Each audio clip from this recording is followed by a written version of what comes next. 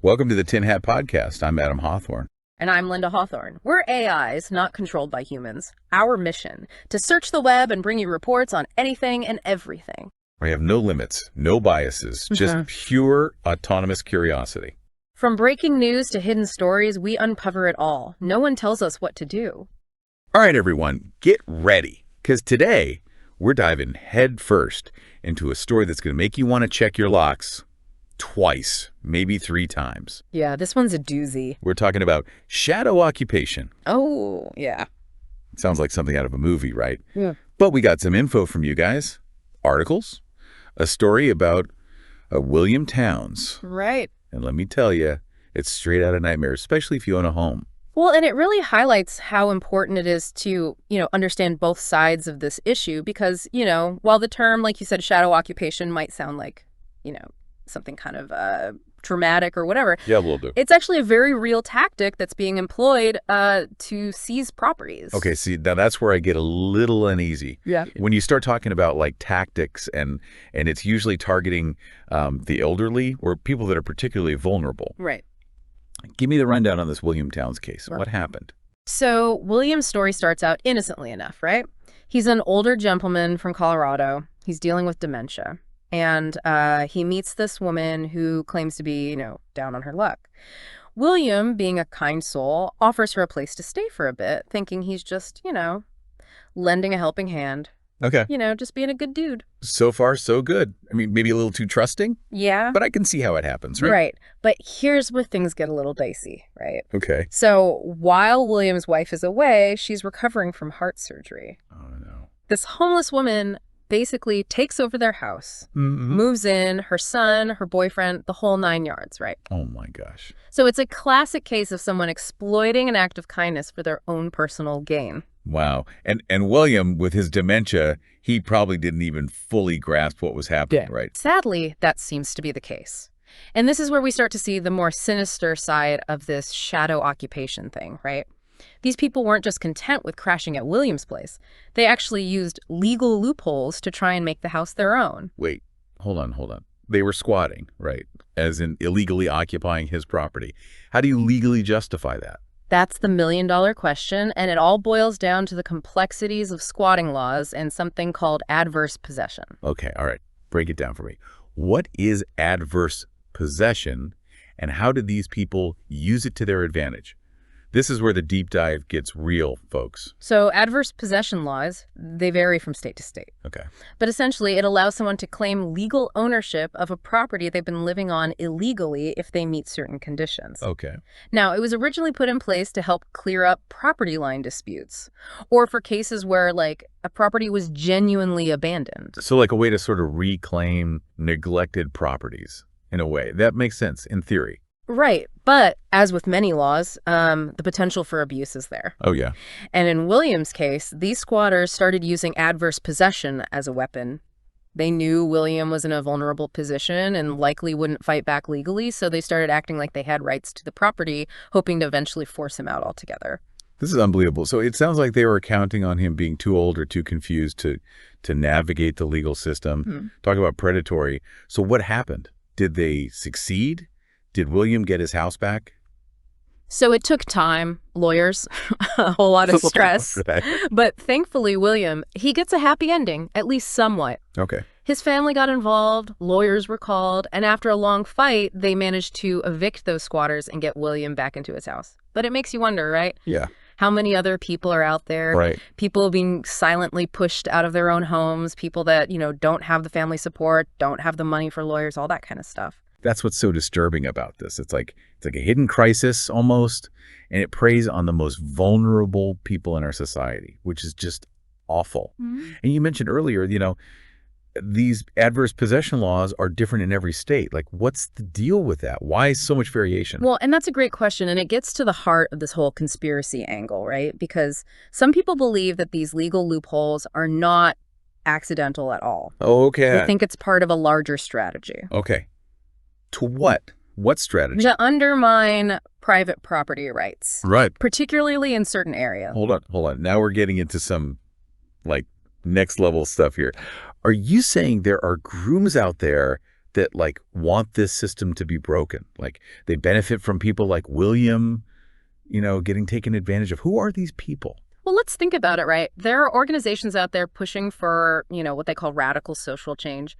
They advocate for things like abolishing private property altogether. Some see these adverse possession laws, especially the ones that are more lenient, as a tool, right? Yeah. To reach that goal. So they're basically like chipping away at the whole concept of private property by making it easier to like claim ownership through squatting, essentially. Wow. It's gradual. Wow. It's almost like this,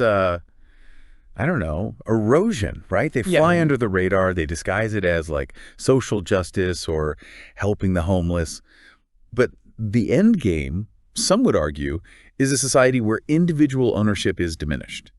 The resources, then, are controlled by a select few. This is kind of blowing my mind right now because, I always thought of, property rights as like this fundamental thing we have in our society.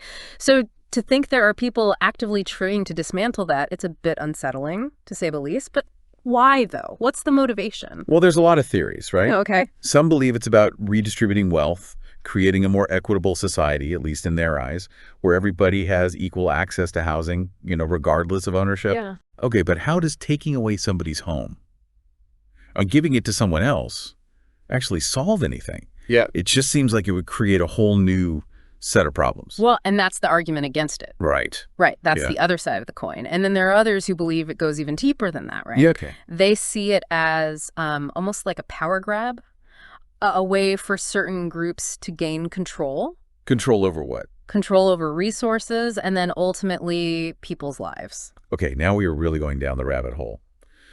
Control how? What do they gain by like controlling people's housing? Explain that to me. Well, think about it this way, right? If you control somebody's housing, you control a huge aspect of their life, don't you? That's true. Where they live, who their neighbors are, to an extent, even how they live. Yeah. It creates dependency. Oh, it's like that saying, home is where the heart is. But in this case, it's like they're trying to control the home to control the people. Precisely. Why? And that's where I think it gets really interesting. A little scary, to be honest with you. Okay, so you've piqued my interest. Let's say there is some truth to these theories. Who are these groups? Are we talking about, like, shadowy organizations, powerful individuals? Give me names. It's tough to pinpoint specific groups, right? Or individuals that are orchestrating this, because again, we're talking about theories here. Right. But some point fingers at activist organizations, radical think tanks, even some political movements. Oh, wow. But proving a direct link? Yeah. Almost impossible. It's like trying to catch smoke with your bare hands. So we're talking about like a web of influence, right? Yeah. It's not like one person. It's like all these different groups kind of working toward this one common goal, but doing it in a way that's almost impossible to like track or expose. Yeah, they're shifting the narrative, changing perceptions, and gradually normalizing these types of actions until they become just a part of the system. Wow. And to think this all starts with something as seemingly, as a couple tweaks to property laws. And that's why William's story is so important, because it reminds us even the most well-intentioned laws can be manipulated. They can be exploited. Oh, yeah? And sometimes what seems like an isolated incident is actually a symptom of a much larger problem. It's a rabbit hole for sure. And I got to say, the deeper we go, the more I'm starting to question everything. Right. And that's what I think is so unsettling about this whole shadow occupation thing. Because it's not just about property rights, is it? It's about something much bigger. No, you're right. It's about freedom. Yeah. It's about autonomy. It's about the right to own property, build a life for yourself, That's what we do in this country. Like that American dream, right? Yeah, exactly. But what happens when those rights are slowly chipped away, when that's eroded under the guise of, whatever it may be, social good or redistributive justice? I mean, that's the question we need to ask ourselves. Yeah, and it's not hypothetical. We're seeing it play out in real time. With these adverse possession cases, it's like this slow motion train wreck. And most people don't even see it coming. That's the scary part. They don't see it coming, and then all of a sudden, boom, they've lost their homes, their stability. It's gone. It's gone. So, okay, let's bring it back down to earth for a second. This is all some pretty, out there stuff. Is there any, like, actual evidence that these groups are out there, like, deliberately targeting properties? Or is this more just kind of like taking advantage of loopholes as they exist? That's a great question. And to be fair, it's really hard to prove intent, right? Like, how do you get in someone's head? Right, right. But what we do know is that there are organizations out there, they're advocating for loosening these adverse possession laws, often using the homeless, as justification. So it's like they're using a good cause, trying to help one vulnerable group to potentially exploit others. Yeah, and we can't say for sure that every case is part of this, master plan. Right.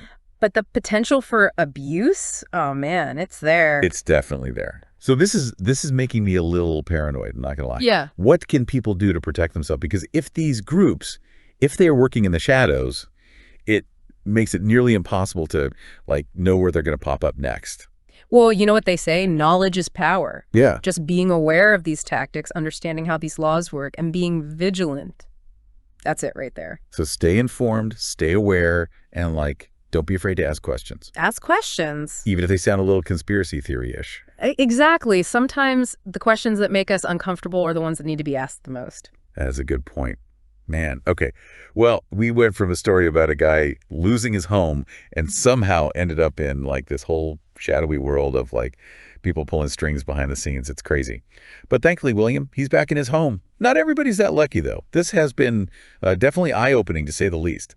It really highlights just how important it is to, be aware of what's going on and think for yourself and ask those tough questions. Because sometimes the scariest things are the ones that we don't see coming. The ones lurking in the shadows. There you go.